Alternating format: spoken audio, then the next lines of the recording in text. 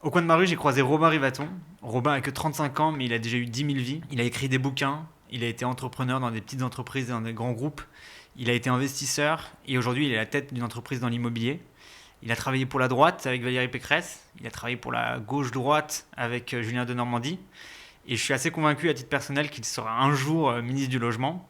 Et donc, qui mieux que lui pour venir nous parler du logement de demain dans Au coin de ma rue. Au coin de ma rue, j'ai croisé Robin Rivaton, Guillaume Autier, Frédéric Hutzmann, Corinne Joly, Christophe Robert, Isabelle Rey-Lefebvre, Olivier Descamps. Comme une abondance. C'est quoi des punchlines, j'imagine? Je sais ce que c'est qu'une punchline. En 2021, 2500 logements ont changé de performance énergétique, alors que l'objectif était de 80 000, 20 000, 20 000. Les calculs sont pas bons, Kevin. On peut décider de ripolliner tout seul la façade. Mais enfin, c'est une copropriété. Au coin de ma rue.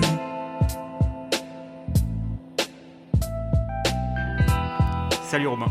Salut, ça va? Merci d'avoir accepté l'invitation. Merci à toi. Ça va et toi? Ah ouais, très bien. En tout cas, je suis ravi de t'avoir au micro. Est-ce que tu peux te présenter et nous raconter un peu ton parcours?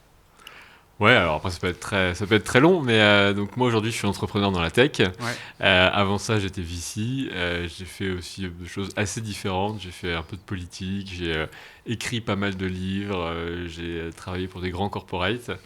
Et voilà, tout ça, parisien depuis plus d'une quinzaine d'années maintenant. Et avant ça, stéphanois, supporter de l'ASS et papa de bientôt 2 enfants. Ah, félicitations. Et du coup, entre ton passé d'investisseur, d'homme politique, d'entrepreneur, il y a un trait commun un peu, c'est le logement et l'immobilier. Ça vient d'où cet intérêt ou cette passion pour le logement?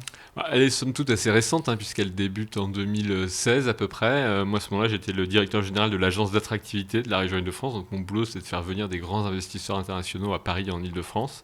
Et à chaque fois que j'allais les voir pour leur dire qu'il faut installer des centres de R&D, des usines, des sièges sociaux, ils me disaient non, nous, on va acheter des tours à la Défense. Donc, je me suis dit, c'est marrant ce secteur que je connaissais pas très bien, mais qui a l'air d'intéresser pas mal de monde. Et donc, en 2016, j'ai créé Real Estate. Donc première association non-profit, vraiment une association loi 1901 qui rassemblait toutes les startups émergentes du moment. Et à l'époque, c'est au moment où ça bouillonnait pas mal en PropTech. Et donc voilà, c'est comme ça que ça a débuté. Ok. Et depuis, tu t'es pris de passion pour le secteur ou... Ouais, une vraie passion sincère pour le secteur, avec essayer de le traiter, un peu d'en comprendre un peu les problématiques macroéconomiques, politiques, sociétales, et puis aussi de pouvoir le bouger un peu de l'intérieur, d'abord comme effectivement investisseur, et puis maintenant avec une boîte de tech qui opère sur ce secteur-là aussi, parce que c'est un secteur énorme de l'activité économique, et où il y a plein de choses à faire. Donc c'est pas toi que je vais l'apprendre, mais... Ouais. Et justement, tu as écrit un bouquin là-dessus, qui s'appelle L'immobilier de demain. Est-ce que tu peux nous raconter ce que c'est que l'immobilier de demain? L'immobilier de demain, c'est beaucoup de transformations, parce que quand on dit immobilier, si on y inclut la construction, c'est un très très gros secteur, donc il y a plein de sous-segments, il y a plein de choses différentes, donc ce serait très dur de balayer en quelques mots ça, mais pour moi c'est vraiment l'incorporation de beaucoup de transformations qu'on a vécues dans d'autres secteurs de l'économie qui n'ont toujours pas pénétré le marché de l'immobilier. C'est quoi? C'est plus de transparence, un accès direct entre les producteurs et les consommateurs sans cette longue chaîne d'intermédiaires qui peut exister, et un recours croissant à la data pour fonder des décisions. Et puis après, d'autres technos dont on peut parler. Par exemple, on est très actif sur l'intelligence artificielle, mais pour aller chercher de la data qui n'est pas structurée. Mais voilà, il y a plein de choses, mais je pense que les 3 piliers, c'est vraiment ça, c'est transparence, désintermédiation et data pour prendre des décisions plus éclairées. Ok, très bien. Mais sur ce côté désintermédiation, c'est intéressant. C'est quoi pour toi aujourd'hui les freins que tu observes, et comment est-ce que tu vois par la suite comment ça pourrait se passer de manière plus efficiente, quoi? Les freins, ils sont essentiels. Je pense qu'il y a 2 freins principaux dans le secteur de la PropTech. Le premier, c'est qu'on opère sur des marchés qui sont très domestiques. Et quand je dis domestiques, c'est même parfois pas nationaux. Ils sont en fait locaux ou ultra-locaux. Et de l'autre côté, le deuxième frein, c'est qu'il y a un conservatisme des consommateurs qui reste assez fort. Tout simplement parce qu'on est sur des actes d'achat ou des actes de consommation qui ne sont pas des actes du quotidien. Et donc, de facto, quand on est sur des actes un peu plus rares ou moins fréquents, on a plutôt tendance à favoriser les legacy players et les gens déjà installés que des nouveautés sur des choses qui sont un peu, qui sont un peu innovantes dans des actes rares. Donc, pour moi, c'est les 2 freins qui existent. Le premier, il est très prégnant en Europe, et c'est pour ça que on n'a pas de gros méga PropTech comme il y en a aux US, c'est parce que chacun opère sur son petit vertical dans son petit marché domestique, et donc c'est dur d'aller casser ces marchés domestiques, ça se fait, mais ça prend du temps. Et le second, je pense qu'il est en train d'évoluer, parce que là, pour le coup, les consommateurs se disent qu'ils voient des solutions qui existent, qui arrivent à perdurer, qui offrent des services clients assez différenciants, et donc ça finit quand même par pénétrer le marché, et aussi changer les legacy players. Il ne faut pas avoir un truc, c'est pas la guerre des uns contre les autres. Je pense qu'il y a aussi une boucle de rétroaction positive qui finit par apparaître, qui fait que les legacy players finissent aussi par évoluer au contact des nouveaux arrivants. Ok, et donc si on prend une activité, par exemple, je sais pas, la transaction, comment ça se traduit sur la transaction pour toi entre les acteurs un peu traditionnels, les acteurs innovants? Comment est-ce que tu vois ça demain? Quels sont les freins aujourd'hui? C'est quoi ton avis sur la question? Voilà, en France, je pense que d'ailleurs c'est assez intéressant, c'est de voir que la plus grosse innovation qui est une innovation de rupture, c'est-à-dire qu'aujourd'hui il y a quasiment 100 000 personnes qui font de la transaction immobilière résidentielle ou en destination des particuliers en France. La moitié sont pas des agents, donc c'est quand même intéressant de voir que c'est une mutation qui a été engagée il y a à peine une quinzaine d'années. Et donc la plus grosse innovation, elle n'est pas du tout tech, elle n'est pas du tout quelque chose de révolutionnaire, c'est quelque chose purement organisationnel dont aurait pu se saisir n'importe quel réseau d'agences installées, c'était à leur portée, quoi. C'était pas un truc, il fallait pas créer des briques tech monstrueuses. Donc on voit bien qu'il y avait cette place-là qui a été prise par les mandataires sur le marché, qu'ils ont gagné des parts de marché très importants, que le modèle qui les sous-tend continue de croître.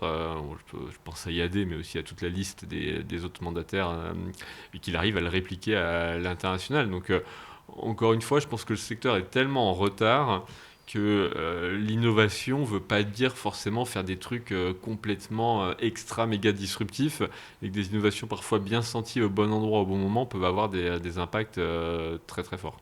Ok, trop bien. Et justement sur cette question aussi du logement de demain, il y a la grande question et qui était pas mal dans l'actualité dernièrement sur le rôle des villes versus le rôle de la province. Il y a eu beaucoup de sujets sur le Covid. On a beaucoup parlé d'espèces d'exode, des gens qui allaient de la ville vers la province. Est-ce que... Donc toi, je crois que tu as un peu l'avis contraire.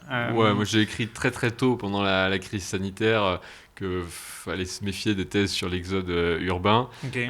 pour une simple et bonne raison, c'est que à quoi on assiste aujourd'hui sur le territoire national, mais c'est valable en France, c'est valable dans tous les pays développés, c'est une métropolisation. Et la métropolisation, ça vient d'où?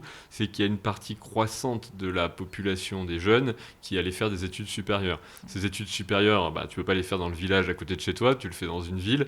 Et donc on a, à partir des années 80, et ça s'est fortement accéléré, on a modifié la démographie, la répartition des habitants. C'est-à-dire qu'autrefois, tous les habitants sur tout le territoire avaient à peu près le même âge moyen, c'est-à-dire qu'il y avait des jeunes et des vieux dans le village, il y avait des jeunes et des vieux dans les villes, et puis au final on a fini par déformer ça, et donc il y a eu de plus en plus de jeunes dans les villes, et donc relativement plus en plus de vieux dans les villages et dans les zones périphériques. Et une fois qu'on a fait ça en démographie, c'est ce qu'on appelle un effet ciseau, c'est-à-dire que les personnes âgées peuvent pas faire des enfants, ça s'appelle la biologie, et donc de l'autre côté, par contre, les jeunes, eux, font des enfants qui vont rester là où ils sont nés. Ça aussi, les gens restent à peu près, vivent à peu près là où ils sont nés, et donc on a ouvert cet effet ciseau.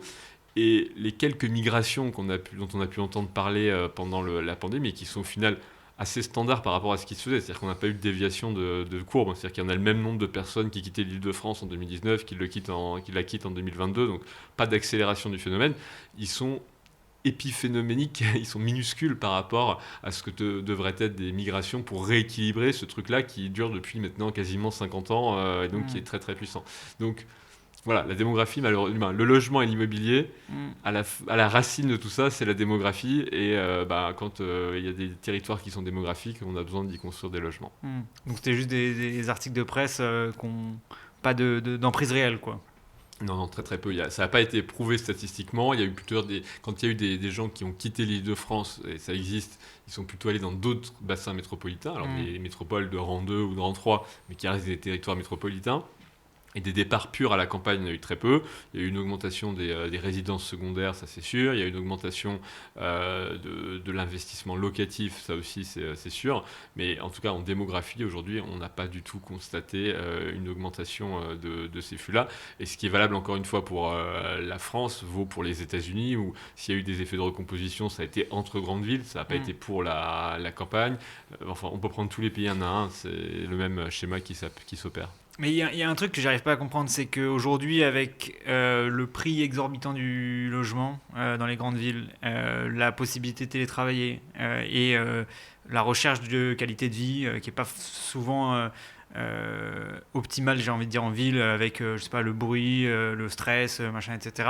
Pourquoi est-ce qu'on n'assiste pas justement à cet exode des villes où les gens en fait, se barrent des grandes villes pour aller vivre dans des endroits plus calmes quoi, et moins chers. Les trois freins principaux à ça, le premier c'est l'emploi des emplois qui sont purement télétravaillables avec des opportunités de progression à l'intérieur de ces emplois, ils sont limités en réalité, même si on a beaucoup parlé et autres, mais c'est souvent des emplois qui sont mix entre du télétravail et une composante bureau ou chez le client, et donc qui ne permettent pas de faire 100% télétravail. Le deuxième point, c'est l'école. Pour les gens qui sont un peu plus âgés, qui ont des enfants, ils vont être attachés assez fortement à l'école et aux stratégies éducatives qui sont bâties pour placer les enfants là ou là. Et le troisième point, c'est aussi les services qu'offre la ville. C'est-à-dire que la ville est souvent présentée sous son versant négatif, mais il y a plein de versants positifs aussi. Et toutes les histoires qu'on a vues de retour à la ville et qui sont réelles montrent bien qu'être dans un environnement, c'est vrai, avec beaucoup d'espaces verts, très peu encombré, très peu dense et autres, ça a des avantages. Ça a aussi des inconvénients réels. Et donc, voilà, c'est un peu ces trois freins qui font qu'entre le désir qui est très élevé, quand on interroge les gens, on a des 70% de « je veux quitter », et puis la réalité, il y a ces trois filtres un petit peu qui font qu'il faut passer par là et c'est pas si facile. Ok, hyper intéressant. Par ailleurs, tu es assez, je crois, inquiet sur l'avenir du logement ou de l'immobilier. Je sais pas, tu as écrit un article ou un bouquin, je sais plus si c'est le logement bombe sociale à venir. Est-ce que tu peux nous en parler un petit peu ? Ouais, le principe est assez simple, c'est que le logement est au cœur de la vie sociale. En fait, là aussi, on l'oublie, mais c'est le principal poste de dépense des ménages. Ça, c'est le principal axe de constitution c'était le principal axe de constitution du patrimoine. C'est quelque chose qui est extrêmement rassurant, centralisateur. C'est bête de sortir ça, mais dans la pyramide de Maslow, c'est le premier besoin. Le soir, tu cherches à pas dormir dehors, quoi. C'est vraiment la première chose à combler. Et aujourd'hui, on a un désintérêt politique autour de ces questions-là, en se disant que c'est un marché qui fonctionne à peu près, alors qu'il y a trois grandes tendances. Je vais être rapide parce que c'est un travail assez lourd, mais il y a trois grandes tendances moi qui m'inquiètent. C'est que l'accès à la propriété s'est beaucoup refermé. Donc aujourd'hui, en France, le taux de propriétaires dans la population stagne depuis 15 ans, et ce n'est pas signe d'une bonne vitalité du marché de mon point de vue. C'est-à-dire qu'il y a des gens qui n'ont pu accéder à la propriété, et désormais les autres, ils peuvent soit accéder par héritage, mais ils ne peuvent plus accéder par simplement leur travail. La deuxième chose qui m'inquiète, c'est qu'on ne produit pas assez de logements. Donc comme on ne produit pas assez de logements, ça devient un bien rare, donc cher, alors que poser des moellons les uns sur les autres ou couler du béton, il n'y a rien de technologique ou de très compliqué, on sait faire ça depuis quelques siècles, on va dire. Le troisième acte, c'est qu'à l'inverse, on a créé, ou s'est constitué une classe de multipropriétaires qui ont acquis de plus en plus un patrimoine immobilier important, et donc qui est un peu un ferment des inégalités de patrimoine de demain. Et donc, on se dit que ça marche bon an, mal an, mais ce qu'on voit pas, c'est que l'immobilier, ça trace des trajectoires à 20, 30, 40, 50 ans. Et donc, tout ce qu'on a fait ces 10, 15 dernières années, ça va laisser des stigmates profonds dans la société. Et voilà, c'était un peu l'esprit de ce manifeste, ou je ne sais pas trop comment l'appeler, mais cri du cœur. Intéressant. Et justement, donc, pour revenir à ton premier et troisième point, est-ce que tu penses qu'il faut plus taxer, par exemple, les propriétaires immobiliers ? Est-ce que tu penses qu'il faut plus taxer l'héritage pour justement amener plus de fluidité dans ce marché-là ? Les deux. Moi, je pense qu'aujourd'hui, on a vocation à plus taxer le patrimoine immobilier. Alors, les gens, ça va faire hurler en disant ça, parce que les gens vont dire qu'il est déjà très taxé et autres. Oui, il est très taxé, mais pas assez. Donc, on devrait le taxer encore plus dans sa phase de détention, dans sa phase de transmission. Il est mal taxé aussi, c'est-à-dire qu'aujourd'hui, on a des écarts de taxation, notamment via la taxe foncière, qui sont absolument, je cite souvent, mais Paris, on paye 0,1% de la valeur des biens en taxe foncière. Là, ça va monter un peu, mais c'est plutôt normalement un dixième de point. Vous êtes dans une banlieue pavillonnaire de Saint-Étienne, vous payez 1 point, voire 1,5% de la valeur du bien. Donc il y a aucun... Et vous n'avez pas accès, en plus, vous avez accès à des services médiocres. Est-ce que vous avez accès à des bons services pour un quinzième de ce que vous payez de l'autre côté? Donc c'est pas tenable. Et donc on a besoin aujourd'hui de repenser la fiscalité immobilière. Je pense que la suppression de la taxe d'habitation était une erreur. C'était une des rares choses qui crée un lien entre la personne qui habite un territoire et les équipements et le territoire en lui-même. Donc aujourd'hui, on a besoin de faire un tabula rasa. Mais le problème, c'est qu'une réforme comme ça, c'est 33 millions de gagnants, 33 millions de perdants. Et donc des réformes comme ça, on les fait rarement, quoi. Yes. Et du coup, taxer plus les propriétaires et taxer plus les successions aussi ou pas? Oui, bah en tout cas, c'est pas forcément taxer plus, mais c'est mettre fin aux canaux de transmission qui permettent d'avoir des transmissions d'immobilier relativement détaxées par la SCI ou autre. Aujourd'hui, en fait, il y a la taxation en elle-même et puis il y a tous les mécanismes dérogatoires qui permettent de passer outre. Donc l'idée, c'est plutôt d'enlever ces mécanismes-là. Et surtout d'harmoniser, d'uniformiser le système parce que aujourd'hui, voilà, encore une fois, le sujet, c'est qu'on a un problème d'illisibilité, de fragmentation locale de cette fiscalité immobilière et qui n'est pas au bénéfice des communes qui construisent, des communes qui rénovent, qui bâtissent. Elle oriente plutôt les communes à être assez malthusiennes, en fait, et à plutôt ne pas construire, faire augmenter la valeur des actifs, toucher plus de droits de mutation à titre onéreux, donc les fameux droits frais de notaire sur les actifs, plutôt que d'avoir une politique dynamique et de se dire je vais étendre ma ville, je vais accueillir plus d'habitants, et donc mes ressources vont augmenter. Donc on est vraiment à un moment où la fiscalité immobilière est assez toxique dans les comportements qu'elle engendre. Ok, et tu as bossé avec Valérie Pécresse, tu as bossé avec Julien Denormandie. Ouais. Pourquoi est-ce qu'ils ne le font pas? Bon, parce que la chose publique c'est quelque chose de très compliqué. Je parlais des marchés et de la difficulté à faire bouger la façon dont les consommateurs peuvent appréhender un marché. Imaginez à l'échelle d'un pays et de la politique publique. Donc c'est extrêmement compliqué.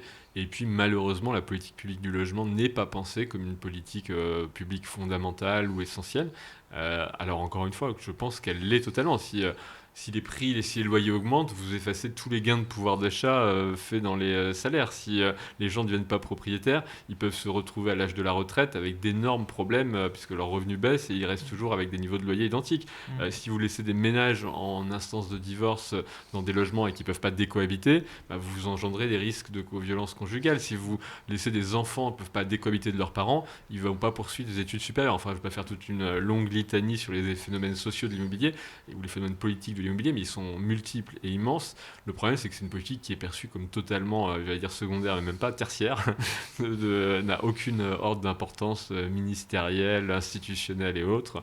Et donc, c'est géré de manière relativement peu efficace. Au-delà de la qualité des personnes, tu vois, je veux dire, c'est pas une personne qui peut faire changer un paquebot, quoi. Vous mettez devant un paquebot, vous le faites pas bouger, donc voilà.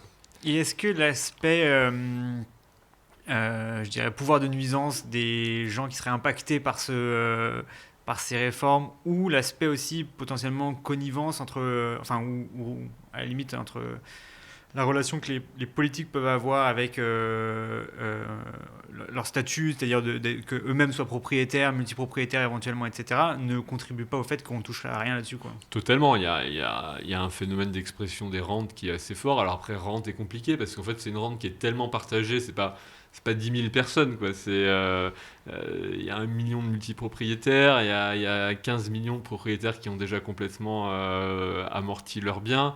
Et donc, aller leur dire...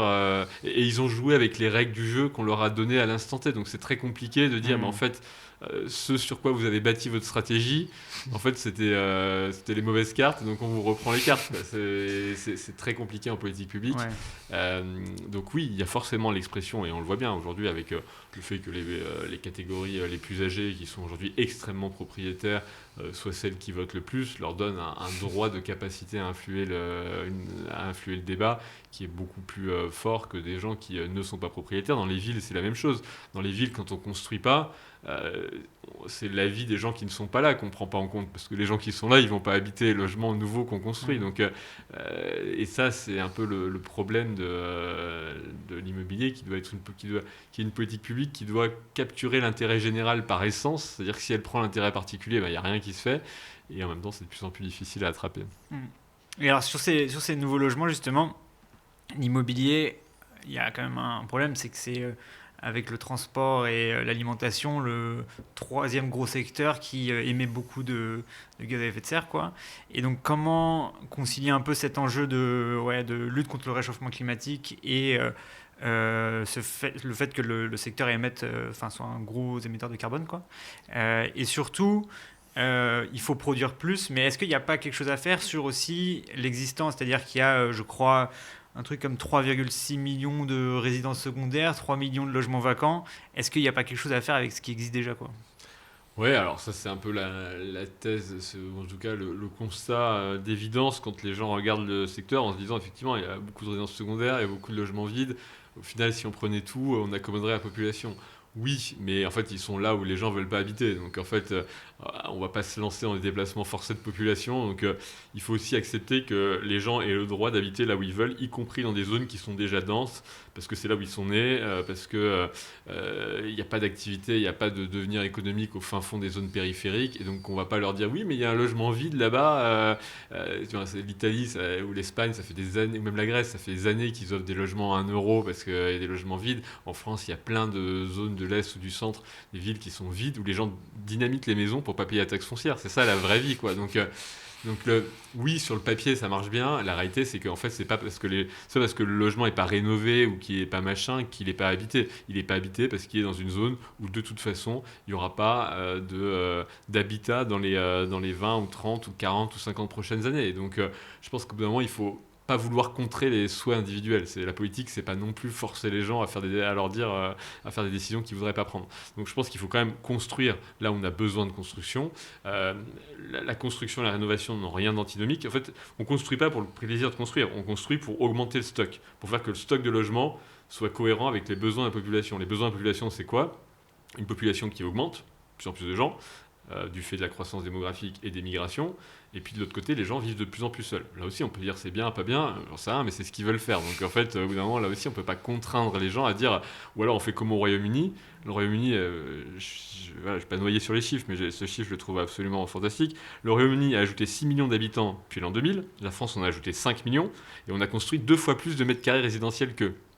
Qu'est-ce qui se passe? Les gens, ils vivent jusqu'à 35 ans en une coloc, en couple, tu loues les chambres à la semaine, voilà. Donc, à la fin, encore une fois, à la fin des fins, les gens, ils vont pas dehors. Donc, ils s'entassent dans les appartements qui sont disponibles. Donc, ça peut être un choix de politique publique. Personnellement, moi, ça m'effraie si on se dit que c'est ça la politique publique, c'est autant de rien faire, quoi. Non, mais au bout d'un moment, il faut quand même avoir des ambitions. Si on n'a pas d'ambition, donc, je pense que l'objet, c'est d'augmenter le stock de logements disponibles pour accommoder les besoins de la population. Augmenter le stock, ça passe par de la rénovation. Ça passe par taxer plus les logements vacants, ou en tout cas les résidences secondaires et autres, pour que les gens qui soient dans des situations d'avoir de la multidétention arbitrent et se disent « Ah bah là, en fait, ça me coûte tellement cher d'avoir ce truc que je vais le remettre sur le marché. » Donc avoir ces stratégies-là, moi j'y suis très favorable, mais aussi construire. On ne peut pas dire on ne veut plus construire, il y a besoin de construire. Et quand on parlait du poids carbone du logement, l'essentiel du poids carbone du logement, il est dans la consommation énergétique pour le chauffage et le refroidissement du bâtiment. Et quand même, les nouvelles constructions ont cet avantage d'être quasi zéro ou à énergie passive. Donc il faut aussi voir que on construit plus les grandes barres des années 50 ou 60. On construit des trucs qui sont RE 2020. C'est des réglementations environnementales qui sont extrêmement performantes. Donc pour moi, c'est un mix. Et les gens qui disent qu'il faut faire soit l'un, soit l'autre, dans un secteur aussi gros que ça, l'anathème marche pas, quoi. On peut pas se permettre. Il faut un mix de toutes choses. Ok. Très clair. Et du coup, là, on a parlé du neuf, mais juste sur l'existant, c'est quoi ton avis sur les réglementations qui deviennent de plus en plus contraignantes, sur la rénovation énergétique, justement? C'est des réglementations qui ont été extrêmement ambitieuses. Il faut être conscient de l'ambition. Et comme toujours, quand on est très ambitieux, on risque aussi de se heurter à une déconvenue. Et donc ça, c'est un piège, c'est que le jour où on va arriver devant le mur et qu'on constatera qu'on n'est pas capable de les atteindre, on va avoir 2 stratégies. La stratégie qui est de dire on recule la cible, ok, ça fonctionne, ou la stratégie de dire en fait on s'accommode du fait que des gens ne respectent pas la cible. Et c'est la réalité, c'est-à-dire qu'aujourd'hui les 150 000 logements étiquette G consommant plus de 450 kWh qui sont 450 kW qui sont sortis du parc normalement au 1er janvier, ils ne sont pas sortis du parc. Alors la réglementation dit c'est que pour les nouveaux locataires, c'est pas pour les locataires qui sont déjà en cours, ceux-là. Donc après la réglementation dit que ce sont des logements indécents. Indécent, c'est pas insalubre. Insalubre, ça vous envoie au pénal. Indécent, il n'y a rien, il n'y a aucune qualification. Donc on voit bien qu'on a déjà mis en place la façon de dire qu'en fait, on n'atteindra que moyennement l'objectif. Après, ça a envoyé un signal, ça accélère un peu la rénovation énergétique. Mais aussi, on voit que la rénovation énergétique, c'est pas magique pour que ça marche bien. Et là, il y a pas mal d'études de microéconomie qui sortent. Il y a Esther Duflo qui a, dans son discours inaugural au Collège de France, a un peu vilipendé la rénovation énergétique. Il commence à avoir un peu un discours critique parce qu'en fait, les études microéconomiques qu'on fait sur la réno énergétique, c'est quand elle est très dispersée, quand c'est pas des gestes globaux, quand c'est pas à l'échelle des bâtiments, quand c'est de l'individuel, ça marche avec des rendements moyens, voire même faibles. Et que la réno, si ça devait marcher très bien, il faut prendre une copropre, il faut prendre une rue, et tu déplaces l'échafaudage d'immeuble en immeuble sur la rue, et le gars, il commande je sais pas combien de kilotonnes de laine de verre ou d'isolant, et là, il y a des effets un peu de massification, et là, il y a des baisses de prix.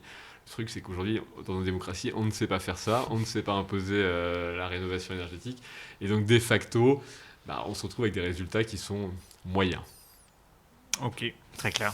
Bon, merci beaucoup pour la réponse. On a une petite session dans le podcast qui consiste à te poser quelques questions rapidement et tu choisis dans une alternative. Ok. Je vais essayer d'aller assez rapidement. Plutôt vivre en ville ou à la campagne ? Ville.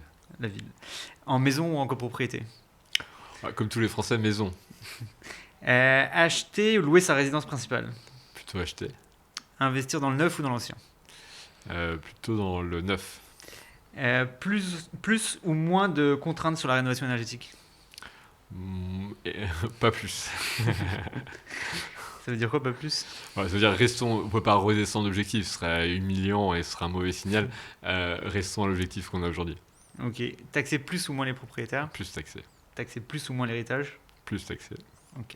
Bon, merci pour la réponse honnête. On a un petit moment aussi qui consiste à te demander si tu connais cette citation et l'auteur de la citation. Qui a dit « Rien n'est acquis, mais je donne tout pour ma ville ». Aucune idée. Une supposition ? Un élu, rien n'est acquis, mais je donne tout pour ma ville. Je sais pas, Christian Estrosi. Ouais, c'est une forme d'élu, c'est Joule. J'étais dans le sud. T'es dans le sud, ouais. Nice, Marseille, on est proche, ouais. Bon, merci beaucoup pour tes réponses. On arrive à la fin de l'épisode. Si on devait inviter une personne pour discuter de logement immobilier, qui serait la personne la plus compétente à tes yeux, qui ça devrait être ? Il y a plein de gens, mais je pense que ça mériterait d'interviewer Julien de Normandie, parce que je pense que c'est un ministre qui a vraiment perçu l'importance de ce sujet-là et qui garde une certaine attache pour le sujet. Donc, je vous invite à convier un ancien ministre. Et ben on va l'inviter. Quelle question tu aimerais lui poser ? Comment on concilie des nouveaux modèles d'affaires et des nouveaux business avec le rythme extrêmement lent de la régulation. Parfait. Et j'ai une dernière question pour toi. Si tu étais nommé ministre du Logement demain, ce serait quoi ta première mesure ? La première, je pense que la toute première serait de donner une aide aux maires qui construisent. Tout simplement parce qu'encore une fois, aujourd'hui, un maire qui construit dans sa ville, il n'a aucun bénéfice ou aucune recette supplémentaire, alors qu'il doit construire des écoles, des crèches, assurer la cantine scolaire. Enfin, je préfère une longue liste des dépenses qu'engendre l'installation de nouveaux habitants.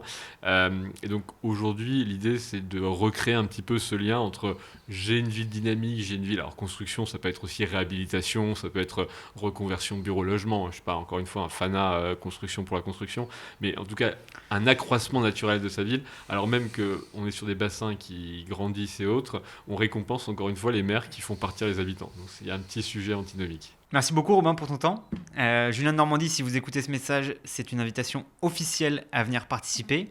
On se retrouve très vite pour un nouvel épisode d'Au coin de ma rue. À bientôt.